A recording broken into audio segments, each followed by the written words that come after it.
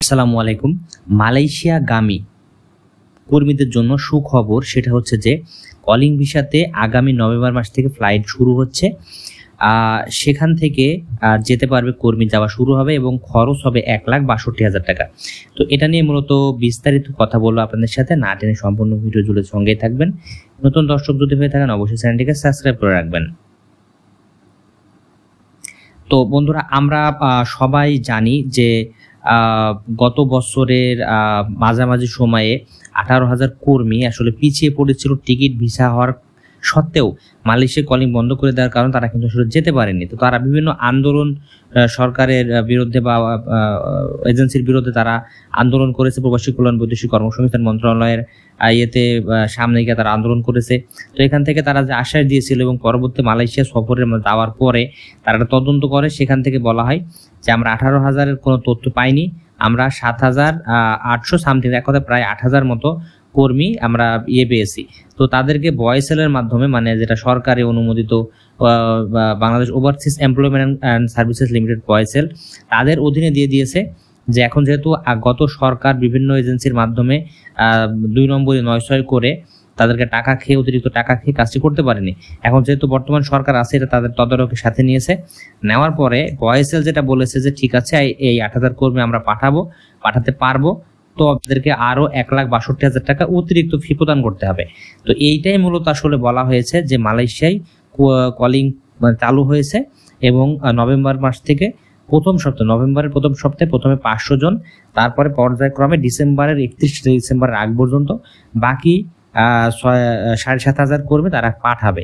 এটা কিন্তু মূলত আসলে কলিং বিষয়ের একবার লেটেস্ট আপডেট। এটাই কিন্তু এই আপডেটটিতে এই কথাটা আসলে বলা হয়েছে।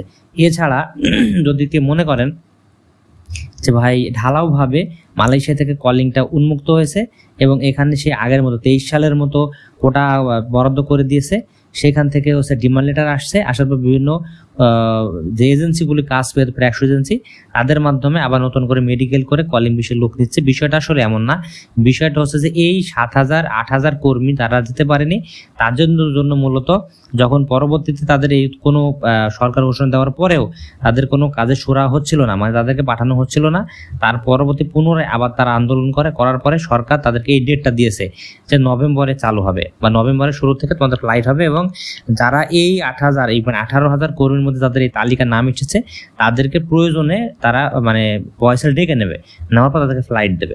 এখন এইটা আসলে কতটুকু সত্য বা গ্রহণযোগ্যতা কতটুকু বা আদৌ সরকার তাদেরকে আসলে এটা করবে কিনা, এখন এটার জন্য আমাদের অপেক্ষা করতে হবে সেই নভেম্বর পর্যন্ত। তো নভেম্বরে গিয়ে আসলে বোঝা যাবে যে সরকার তাদেরকে এই সঠিকভাবে এগুলো পূরণ করছে কিনা, তাদের দাবিটা পূরণ করছে কিনা, এটা আমাদের দেখবার বিষয়।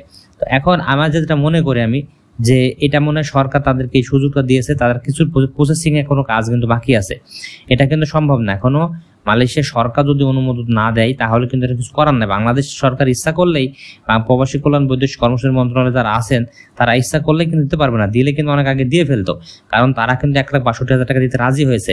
তারপরেও কিন্তু তাদেরকে কিন্তু ফ্লাইট দিচ্ছে না বা ম্যান পাওয়ার করছে না।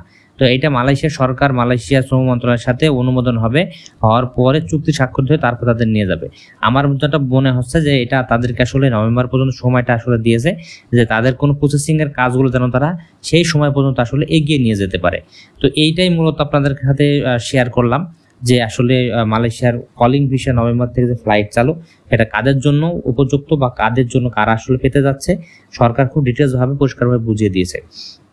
তো এই হচ্ছে আসলে বিষয়। কলিং বিষয়ে সমস্ত তথ্য আপডেট, লেটেস্ট আপডেট এবং ট্রু নিউজগুলো সবার আগে পেতে অবশ্যই চ্যানেলটিকে আপনারা সাপোর্ট করে দেবেন। আমি একেবারে ট্রু নিউজগুলি কিন্তু আপনাদের সাথে, সত্য নিউজগুলি আপনাদের সাথে তুলে ধরার চেষ্টা করব এই চ্যানেলের মাধ্যমে। সবাই ভালো থাকবেন, আবার বলে চ্যানেলটি সাবস্ক্রাইব করে দিন এবং জনস্বার্থে এই ভিডিওটি একটু শেয়ার করে দিন কষ্ট করে, তাহলে আপনার দ্বারা অনেকে দেখে উপকৃত হবে। সবাই ভালো থাকবেন, আল্লাহ হাফেজ।